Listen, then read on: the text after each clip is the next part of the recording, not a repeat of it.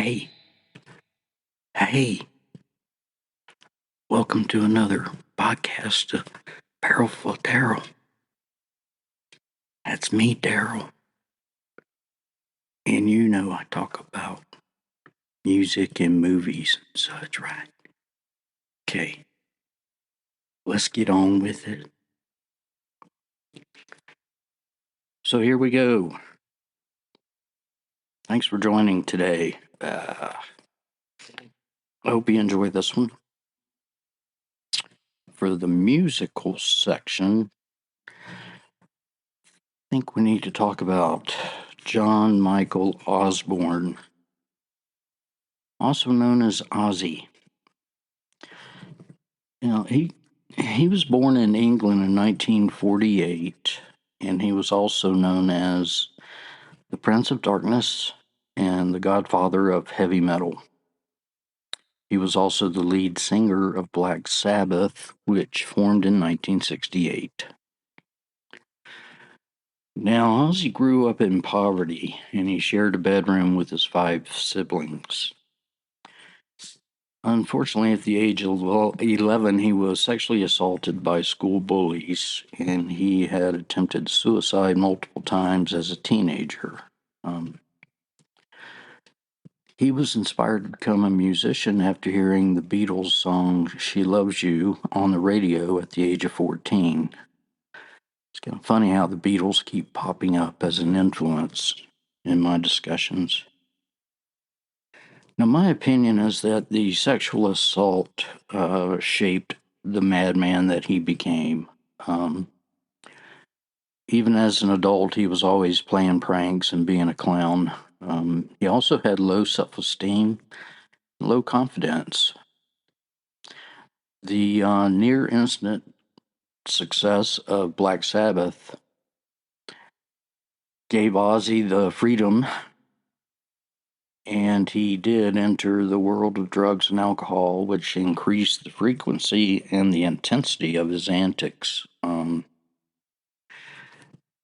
Now, Black Sabbath was definitely a heavy metal band, and they pioneered the genre. Their music was distinguished with occult themes, horror-inspired lyrics, and down-tuned guitars. Again, as with other bands that I've discussed, they hit the music scene with an original and distinct sound. Their first 3 albums, Black Sabbath, Paranoid, and Master of Reality, were all critically acclaimed. Now, Ozzy was the lead singer of Black Sabbath until he was fired in 1979 due to his addictions to drugs and alcohol. Now, this was a major blow to Ozzy. With his low confidence, I think it basically just scared the hell out of him, and he spent months in his apartment drinking and drugging and nearly killing himself. Thankfully, his wife, Sharon, intervened, brought him back to reality, and she became his manager. Now, with Sharon's help, he started a solo career with guitarist Randy Rhoads and released 13 studio albums over his solo career.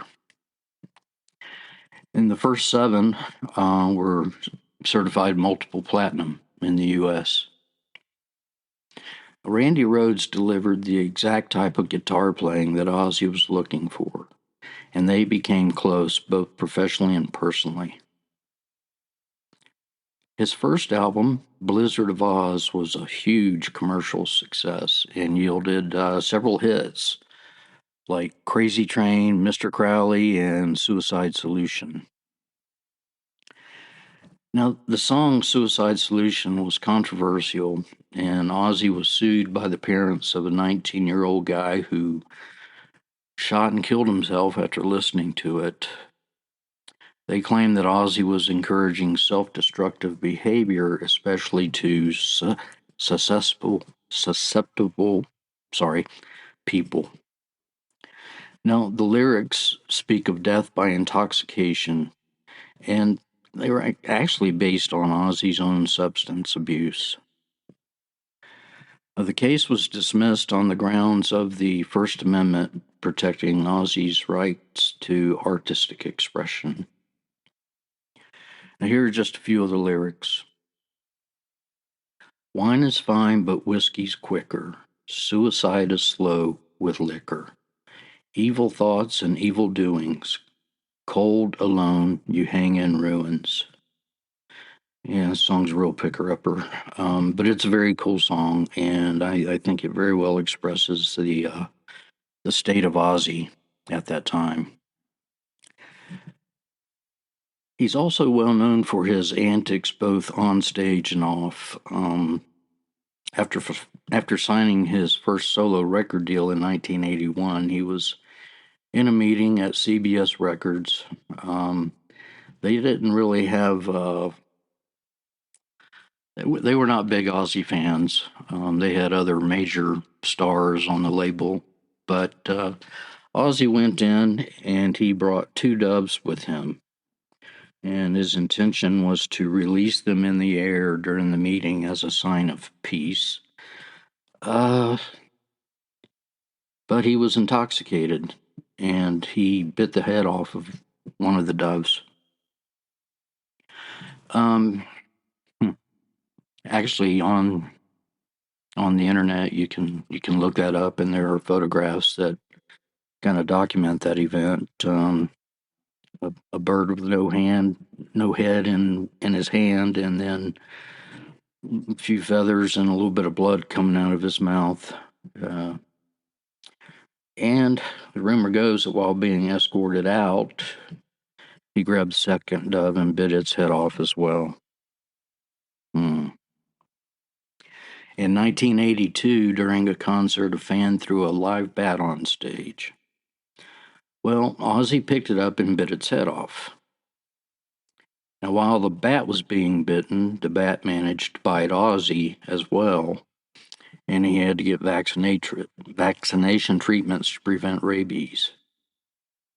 Now, Ozzy later stated that he thought it was a toy bat. I mean, who brings a live bat to a concert? Well, somebody did.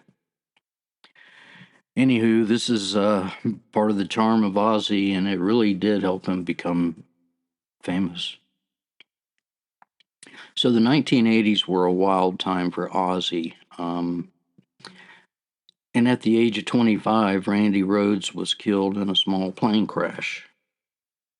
The crash almost took out Ozzy, who was sleeping in the back of the tour bus which the plane struck.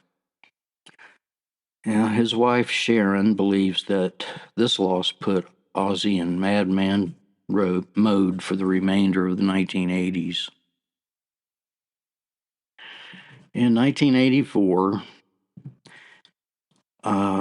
he was touring, and he had the band Motley Crue as his opening act. And lots of drugs, lots of alcohol, probably lots of sex. But one day they were all hanging out by the hotel pool, and they were really getting lit up. So Nikki Sixx decided to urinate next to the pool with the intention of licking it up. However, Ozzy beat him to it. So they get kicked out of the pool, and Tommy Lee is leading Ozzy back to his room. Tommy gets to the door, opens it for Ozzy, and pushes him inside. And before Tommy could get away, Ozzy pulled him into his room, closed the door. Then Ozzy pulled down his own pants and took a shit on the floor. He then picked it up and started smearing it on the room walls. And with Ozzy distracted, smearing the shit, Tommy dashed out of the room, got away from him. During the same tour, it's rumored that Ozzy snorted ants. Yeah, ants. So Ozzy, with his mental trauma, he went through rehab clinics. I think they said 10 or 12. Yeah, a revolving door of rehabs. He self-medicated because he never felt great about himself, and those are his words. But his life was a constant struggle to obtain and maintain sobriety. He openly discussed his addictions, and he speaks to the importance of seeking professional help. On July 5th of this year, Black Sabbath held a benefit concert with numerous other artists. It was held in Ozzy's hometown of Birmingham, England. Now, due to advanced Parkinson's disease, Ozzy was unable to walk, and he sang while seated on a throne. 17 days later, on July 22nd, he passed away. Now, I don't remember the exact year, but in the early 1980s, I took my younger brother to see Ozzy in Mobile, Alabama. As far as we know, no heads were bitten off, and we didn't witness any other antics, but the music was great. So, Ozzy, rest in peace, and thank you for all the great music. As always, I have added some of his songs to the BFOD playlist, so please enjoy. And now a word from our sponsor. Hey there, y'all. The grand opening of Maggie Mae's Chop Shop was a hit. Y'all loved Earl's Jug Band. He booked 2 birthday parties and a divorce party. And the free pork chops were more popular than the haircuts. So Maggie Mae's Chop Shop is now Maggie Mae's Chop Shop and Roadkill Cafe. We're serving up pork chops and applesauce, smothered pork chops, and country fried pork chops. If you find a hair in your food, just hush your mouth. What else do you expect from a salon cafe? So bring the whole family down to Maggie Mae's Chop Shop and Roadkill Cafe for a free pork chop with every haircut. And we're back. Thanks to my good friend Madison for the movie suggestion. Today I will talk about Tombstone.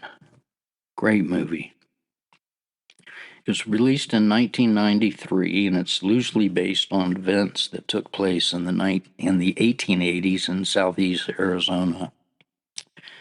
Now, the cast consists of Kurt Russell as Wyatt Earp, Val Kilmer as Doc Holliday, Sam Elliott as Virgil Earp, Bill Paxton as Morgan Earp. You don't have to remember all these names. Powers Booth as Curly Bill, Stephen Lang as Ike Clanton, Thomas Hayden Church as Billy Clanton, and Michael Biehn as Johnny Ringo. The movie was narrated by Robert Mitchum. The story focuses on the Earps' clashes with the outlaw gang called the Cowboys, led by a real asshole named Curly Bill, and includes the Clanton brothers. The Cowboys were known to wear red sashes around their waist to identify them as the Cowboys, so yeah, they were quite distinguishable. Now, at this point in time, Wyatt Earp is retired, a notable police officer living in Tucson, Arizona, and he reunites with his brothers there, Virgil and Morgan. They venture down to Tombstone, where they encounter Wyatt's longtime friend, Doc Holliday, who is suffering from tuberculosis, and he's living in Arizona for the heat and no humidity. Now, the Earps end up getting a stake in the town's gambling saloon, where they have their first encounter and many more with the Cowboys. Now, one evening, Curly Bill visits an opium den and gets stoned to the bejesus belt, after which he walks into the middle of town and starts firing his guns into the air. Well, the marshal confronts him and demands that he give him his guns. As Curly Bill is handing over his guns, he shoots and kills the marshal. In the movie, they made it look accidental. Could have been. So Wyatt shows up and takes Curly into custody. Curly goes to trial for murder later on, but is found not guilty due to a lack of witnesses. Well, this infuriates Virgil, who then becomes the new marshal and imposes a gun ban in the town limits. As you can imagine, this does not go over well with the Cowboys and leads up to the gunfight at the OK Corral. Several of the Cowboys were killed, including Billy Clanton, Ike's brother. Now, as retaliation, the Cowboys ambushed Virgil and Morgan ended up being killed by them. So Wyatt and Virgil are despondent, and they decide to leave Tombstone, and they board a train. Once his family is safely on the train, Wyatt stays behind on the platform and kills one of the two cowboys that had been following him. The other was Ike Clanton, and Wyatt lets him live and gives him the message to relay to the other cowboys. You tell them I'm coming, and hell is coming with me. Now, the remainder of the film follows Wyatt and his posse as they chase down and kill the remaining cowboys. Wyatt kills Curly Bill, and Johnny Ringo becomes the new leader of the Cowboys.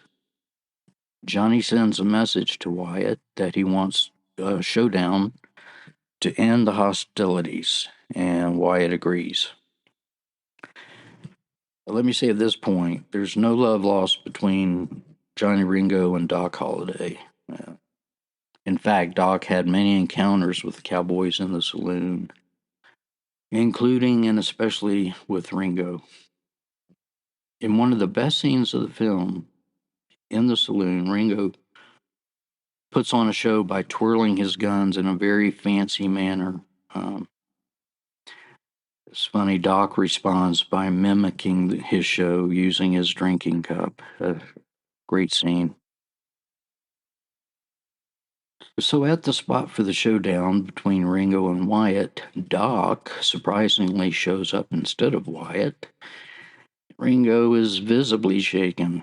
Now, Ringo tries to back out of the showdown, but to no avail, and he ends up dying with a bullet to his head. Now, there's some damn good acting in this movie, and plenty of quotable lines, mostly by Doc. Some of his lines include, I'm in my prime, and I'm your Huckleberry.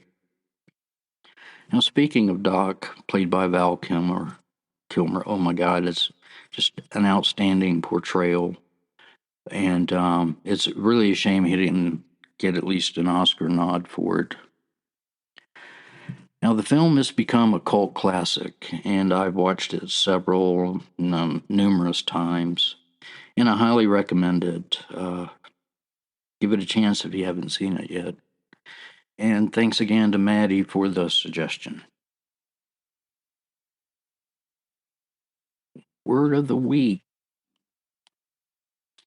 Somnophobia. Somnophobia, also known as hypnophobia. This is a fear of falling asleep. I cannot imagine.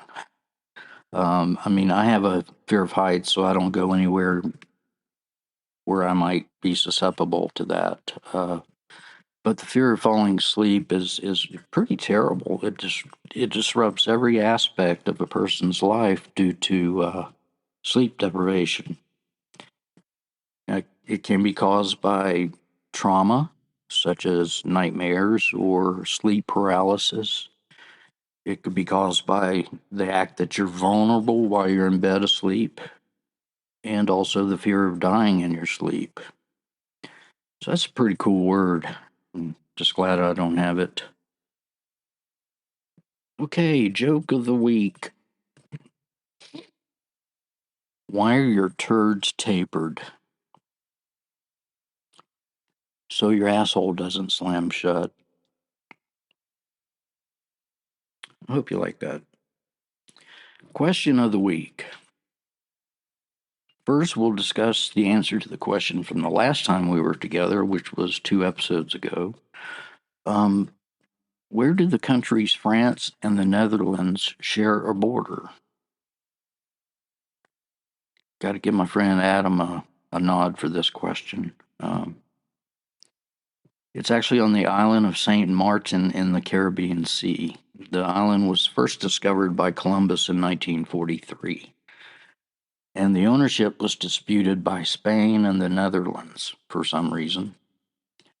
Spain withdrew their claim in 1640, and the French began to settle there.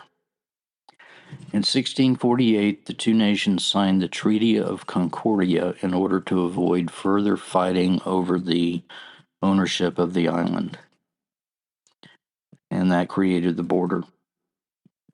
Now, today there is a movement promoting the unification of the island, which would basically eliminate the border. Thanks again, Adam, for this great question.